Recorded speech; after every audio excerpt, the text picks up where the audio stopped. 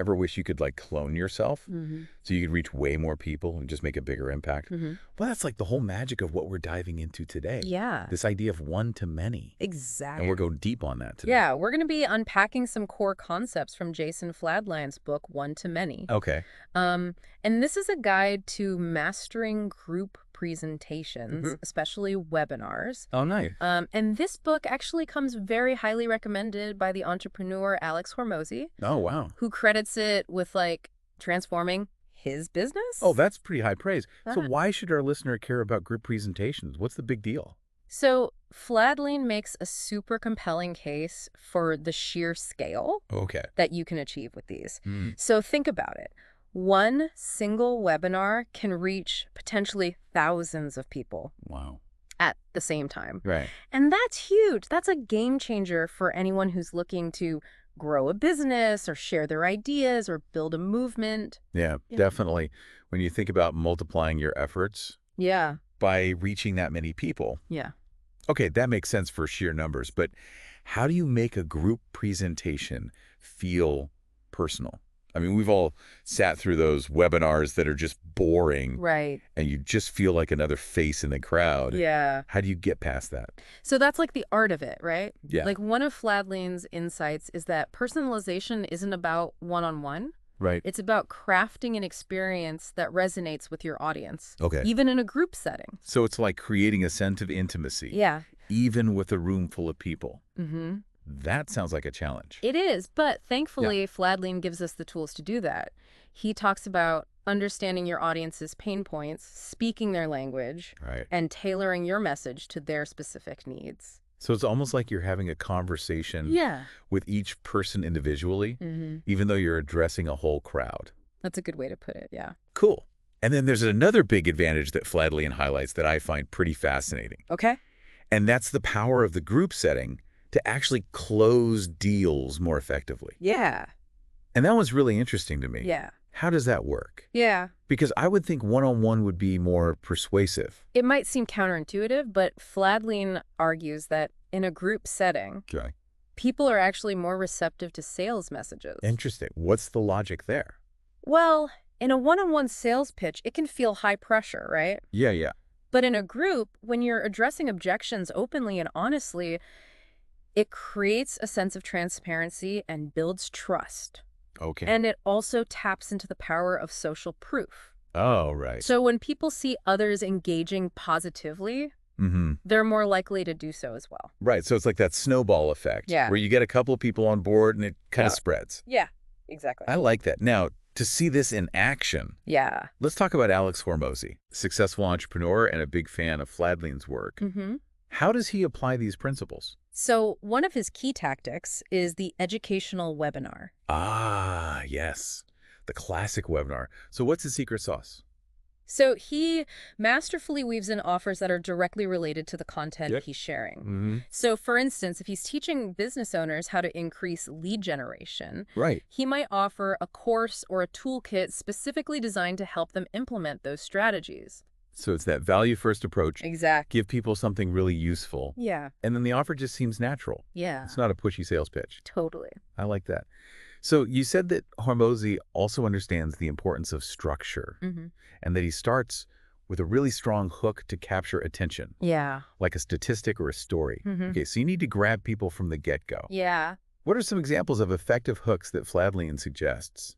So he offers a range from like a startling statistic that challenges assumptions to a personal anecdote that creates instant connection. Yeah. Even using a thought-provoking question that gets people thinking differently about your topic. Oh, so right away you're like, Yeah. you're shaking things up a little bit. Mm-hmm. Okay, so it's like that first line of a great novel. Yes. It's got to pull you in. Exactly. Okay, so you've hooked your audience. Yeah. What's next? Then comes like the heart of the presentation, delivering valuable, actionable content that solves a problem or addresses a need for your audience. So no fluff, Right. just pure gold. Exactly. Okay, so you're proving your expertise here, Mhm. showing your value. Yeah. And then finally, how does Hormozi close? So he closes with an offer that is carefully aligned Sure. with the value he's just delivered. Right. So it's positioned as the solution to the problems he's addressed. So it all connects Exactly. and it becomes irresistible. Yeah. I love it. So we've got the broad concept of one-to-many. Yeah. We've seen how Hormozi uses it. Mm. What are some specific strategies from the book Okay. that our listener can start using today? So Fladlien breaks it down into some super practical steps. So let's start with the hook Okay. we just discussed. Yeah. He emphasizes that this is your one chance to make a first impression, Right. grab their attention, and set the tone for the whole presentation. Okay, so no pressure. Right. But seriously, how do you make that hook impactful? So he suggests tapping into what he calls primal hooks. Okay. These are things that instantly grab our attention on a subconscious level. Oh, interesting. So things like surprise, danger, novelty, or strong emotions. So it's playing on like our natural instincts to get us to pay attention. Yes, exactly. So what comes after you've snagged their attention with that killer hook? So this is where the value first principle, Right. really shines. So Fladlien stresses that you need to deliver valuable content up front Okay. before you even mention selling anything. Okay, so you're building that trust. Yeah. Showing your audience you're not just there for a quick buck, Right. but could this backfire? Yeah. What if people just take the free information and run? That's a valid concern, but here's the thing. When you genuinely provide valuable information that solves a real problem, Mm-hmm. people are naturally more inclined to trust you and want to learn more. Okay. It positions you as the expert, the Right. go-to source for solutions. So it's almost like you're creating a sense of reciprocity. Mm-hmm. They've gotten something from you. Yeah. So now they're more open to hearing Exactly. how you can help them Yeah. further. Yeah. Okay, so then that brings us to the art of the close. Yes. Fladlien dedicates a whole section to this. He does. What are some of his key takeaways there? He argues that the close isn't about pushing a sale. Okay. It's about presenting your offer as the natural, inevitable solution Right. to the problem you've been discussing. You've already built up to this point. Exactly. So it's less about selling and more about guiding them towards an answer. I like that. Yeah. He also talks about the importance of highlighting the benefits Okay. of your offer and creating a sense of urgency Hmm. without resorting to manipulative tactics. Right. So it's more about empowering them to make an informed decision. Yeah. Not like pressuring them into something. Right. Okay. I appreciate that nuance. Mm-hmm. So he gives specific techniques for this, Yeah. using language to emphasize the transformation Yeah. they'll experience, the problems they'll solve, Exactly. really painting that picture of the positive outcomes. I'm starting to see the power of this whole one-to-many approach. Yeah. So we've got the hook, we've got the value, the close. Yeah. What else is crucial for making a really engaging group presentation? So one of the elements Fladlien emphasizes that often gets overlooked Okay. is live interaction. Oh, right. So think Q&A sessions, Yeah, polls, right. opportunities for real-time feedback. Yeah, so that's where you break the fourth wall and you're really engaging with the audience. Exactly. And these interactions are crucial for keeping people engaged, Yeah. addressing their specific concerns, creating that sense of community. So it's almost like you're saying, hey, I'm not just talking at you. I'm Right. here to have a conversation. Yeah. And these interactions also provide valuable insights Oh, okay. for you as a presenter. Mm. So you can gauge the audience's understanding, adjust your approach, Right. gather feedback to improve future presentations. So it's a win-win. Yeah. The audience feels heard and seen. Mm-hmm. You're getting data to refine your message. Exactly. It's about creating a dynamic two-way flow. I like that. So this is making me think about my own areas of expertise and how I could use these strategies Yeah. to share my knowledge with a wider audience. Mm-hmm. But let's be honest. Crafting and delivering a compelling group presentation can feel really daunting. Yeah. Where do we start? So that's where Fladlien's practical exercises come in handy. Okay. And one of the most valuable is creating a solid webinar outline. All right, so let's talk outlines. Yeah. What are the key elements that go into creating a winning outline? So he suggests a simple three-part framework: Okay. introduction, value, and close. Okay. The introduction, as we've discussed, is all about that powerful hook and establishing your credibility. Right. The value section is where you deliver the goods, that meaty content that solves problems and delivers on your promises. That's right. And the close is where you guide your audience towards that logical next step, that irresistible offer. Okay, so it's like building a house. You need a strong foundation, solid walls, and a roof. Exactly. I'll tie it all together. And just like building a house, you need the right tools and techniques. Ooh. And let's dive into those in the next part of our deep dive. All right, so we've got our blueprint, our outlines ready to go. Okay. But creating a killer presentation, Yeah. it's got to go beyond just structure, right? Totally. It's about connecting with your audience on like a deeper level. You hit the nail on the head. It's not just what you say, it's how you say it. We need to tap into the psychology of engagement, even in a group. This is getting good. So how do we create that sense of intimacy, Yeah. connection? It does feel kind of paradoxical, right? Yeah, it does. With a large audience. Yeah. So Fladlien has some interesting insights here, and they go beyond just your typical presentation tips. He talks about leveraging the power of storytelling. The power of story. I love it. Yeah. It's like that age-old tradition, gathering around the campfire. Yeah. Stories just draw us in, create a shared experience. But how do you make sure those stories resonate with a diverse audience? Yeah. Especially when we're thinking about a business context. So that's the key. Finding those universal themes that transcend individual differences. So think about the challenges you faced in your business, Right. the moments of doubt, the breakthroughs that led to success. Those human moments that we can all relate to. Exactly. Vulnerability and authenticity are key here. Okay. It's not about pretending to be perfect. It's about letting your guard down and showing your audience that you're just like them, I like that. that you've faced similar struggles and come out stronger. Yeah, because when someone's willing to be real with you, you kind of want to open up to them too. Yeah. What other psychological principles can we use to create that deeper connection? So Fladlien talks about the principle of reciprocity, which we kind of touched on earlier with the value-first approach. Right, right. So when you generously share your knowledge and expertise without expecting anything in return, Yeah. it creates a sense of obligation in the audience. Okay. It's like when someone does you a favor, you want to do something nice for them in return. Yeah. How does that play out in a presentation? It could be something as simple as actively engaging in the Q&A, sharing your content with others, ultimately investing in your offer. Okay. So by giving freely, you're building goodwill and trust, which makes people more receptive. Gotcha. So what else? Social proof. This is a powerful psychological principle. Yeah. Both Fladlien and Hormozi use strategically. It's the idea that people are more likely to do something if they see others doing it. Right. So it's like that everybody else is doing it, so I should too. Exactly. How do you create that in a presentation? Testimonials are a great example. Right. When people see positive reviews from others who have benefited from your product or service, it increases their own confidence and their likelihood of taking action. Makes sense, yeah. Live Q&A with engaged participants can also create social proof. Okay. So when people see others asking questions, getting valuable answers creates trust. Like seeing a busy restaurant, you figure the food must be good. Exactly. All right, so we talked about reciprocity, social proof. Are there any other psychological tactics that we can use ethically? Scarcity and urgency are two classic principles. Oh, yeah, we've all fallen for the limited time offer. Yeah. Right. Totally, yeah. So Fladlien suggests using these wisely. Right. Because these tap into our fear of missing out. Right. And our desire to act before it's too late. But how do we use those ethically? Because I don't want to feel like I'm being manipulative or like pressuring people. Yeah, it's about finding that balance, and Fladlien really emphasizes this. Okay. If you genuinely believe in the value of your offer, have a genuine desire to help your audience, then creating a sense of urgency simply encourages them to act and benefit from what you have to offer, emphasizing there's a window of opportunity, and if they wait too long, they might miss out. Okay, I appreciate that nuance. Yeah.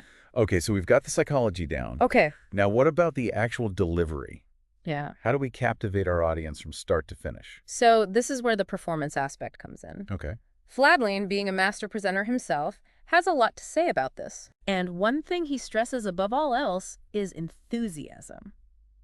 Yeah, I can get behind that. Yeah. When you're really passionate about something, it's contagious. Totally, yeah. Your enthusiasm will radiate through your voice, your body language, even through the scream. It's like you're saying, hey, I'm so excited about this and you should be too. Exactly. But enthusiasm alone isn't enough, right? Think about it like this. You're not just delivering information. You're creating an experience. Ooh, okay. I like that shift in perspective. Yeah. How do we go beyond just presenting to create an experience? So think about engaging all the senses, Okay. even in a virtual environment. Yeah. Visuals are incredibly powerful. Use high-quality images, videos, and graphics. Right, so it's like adding illustrations Yeah. to a storybook Exactly. to bring it to life. Okay, and what about audio? Your voice is your instrument. Right. And in a virtual setting, it's even more crucial. Vary your tone, your pace, your volume. So be dynamic, not monotone. Exactly. And make sure you've got good audio quality. Yes, especially for online presentations. Okay. And don't underestimate the power of pauses. Oh, interesting. They can create dramatic effect. Give your audience time to process. Right. And add a sense of rhythm. Yeah, so it's like you're a conductor. Yeah. Leading the audience through this symphony of information. I love that analogy. Okay, speaking of emotions. Yeah. How do we tap into that deeper level of engagement? So Fladlien argues that every presentation, no matter how technical, should have an emotional arc. Oh, okay. You want your audience to feel something? Yeah. Think about the emotions you want to evoke. Inspiration, excitement, curiosity, empathy. So it's like, don't just inform me, move me. Exactly. Okay, but how do we evoke those emotions? Stories are powerful for that, as we discussed earlier. Yeah. But you can also use humor strategically. Oh, okay. A well-placed joke or humorous anecdote can really disarm an audience, make them feel more comfortable. I'm all about bringing in the laughter. Yeah. It's a universal connector. Yeah, it is. But how do we find that sweet spot between informative and entertaining? So it's about using humor that's relevant to your topic. Right? And appropriate for your audience. Yeah. Self-deprecating humor can be very effective. Oh. Shows that you're human. Right. Relatable. Yeah, don't force it. Let it come out organically. And don't be afraid to be a little vulnerable. Sharing your own struggles, setbacks, and moments of doubt can create a really deep connection with your audience. Yeah, when someone's willing to be open about those things, it makes them seem more genuine, more trustworthy. It's that authenticity people crave. Now, as we approach the end of a presentation, there's one final element we need to nail. Ooh, I'm on the edge of my seat. The call to action. Okay. It's that final push to inspire your audience to take the next step. That's where you say, all right, here's what to do next. Exactly. But how do you make that call to action compelling? So, Fladlien has a few key pointers.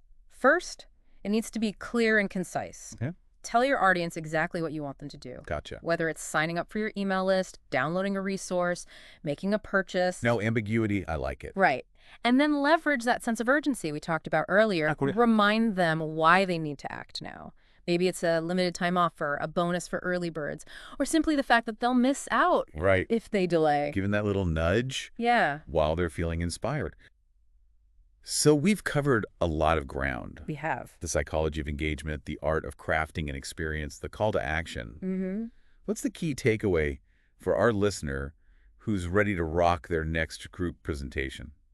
So the most important thing is to remember that it's not just about delivering information. It's about creating an experience that resonates with your audience at an emotional level. I love that. And remember, it's about creating a journey for our listener, one that leaves them feeling informed, inspired, empowered. That's it. It's about taking them somewhere, not just telling them something. I love that. And mastering this one-to-many approach, like any skill, takes practice. Right? It does. We can't just expect to be webinar wizards overnight. Right. So where do we begin practicing? So that's where Fladlien's practical exercises come in handy. Okay. And remember that webinar outline we talked about? That's your starting point.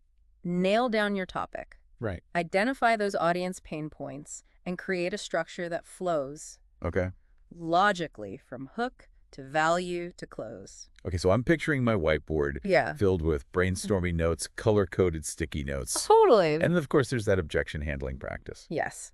Anticipate those common questions and doubts and rehearse your responses until they feel natural conversational. So that's where we pretend we're on stage in front of 1,000 people. Right. Okay, maybe not 1,000. Yeah. But at least with some friends or colleagues who can give us good feedback. Exactly. It's a chance to smooth out any rough edges. Refine your timing. Build your confidence. And remember, it's okay to not be perfect. Oh, I like that. In fact, a little vulnerability can make you even more relatable. Right. It's not about being this polished performer. It's about being You. Yeah. Okay, I love that reminder. So what's the ultimate goal here? What are we hoping to achieve by mastering this whole one-to-many approach? So it's about amplifying your impact, expanding your reach, and ultimately making a bigger difference in the world. Yeah, so it's not just about selling a product or service. Right. It's about sharing your knowledge, your passion, your unique perspective, and making a contribution, leaving your mark. Exactly. And remember, the ripple effect is real. Yes. When you inspire one person, they have the potential to inspire countless others. Like that chain reaction. One spark can ignite a wildfire. So I'm feeling really energized by this conversation. I am too. But before we wrap up, I have one more question that's been on my mind. Okay. We've talked about one-to-many. Yeah. But what about the importance of one-to-one connections? How do we balance the two? That's a great question. It's something Fladlien addresses in his book as well. He argues that the two approaches aren't mutually exclusive. They actually complement each other. Okay, so it's not either. Right. It's finding that synergy between the two. Exactly. One-to-many allows you to cast a wide net, reach a large audience, spark that initial interest. Okay. But those individual connections, the one-to-one, are where you build those deeper relationships, provide personalized support, and truly make a lasting impact. It's like planting seeds versus nurturing them into full bloom. I love that analogy. So you need both to create that thriving garden. Yeah, you need the wide reach of one-to-many to scatter those seeds of knowledge and inspiration. But then you need that personal touch of one-to-one to help those relationships flourish. So be strategic. Yeah. One-to-many, broadcasting, sharing our expertise, making those initial connections, and then nurture those, foster those relationships, and create that space for deeper engagement. Couldn't have said it better myself. Okay, awesome. So there you have it, listeners. A deep dive into the world of one-to-many. Yeah. Inspired by Jason Fladlien's book, One-to-Many, and the strategies of Alex Hormozi. Yes. We explored the power of group presentations, the psychology of engagement, and some practical steps you can take to amplify your impact. Yes. Reach a wider audience. That's right. Now, as you embark on your own one-to-many journey, we'll leave you with this final question to ponder. Okay. What knowledge, what passion, what unique perspective do you have to share with the world? That's the question. What spark will you ignite? Until next time, keep diving deep, keep exploring, and keep sharing your gifts with the world.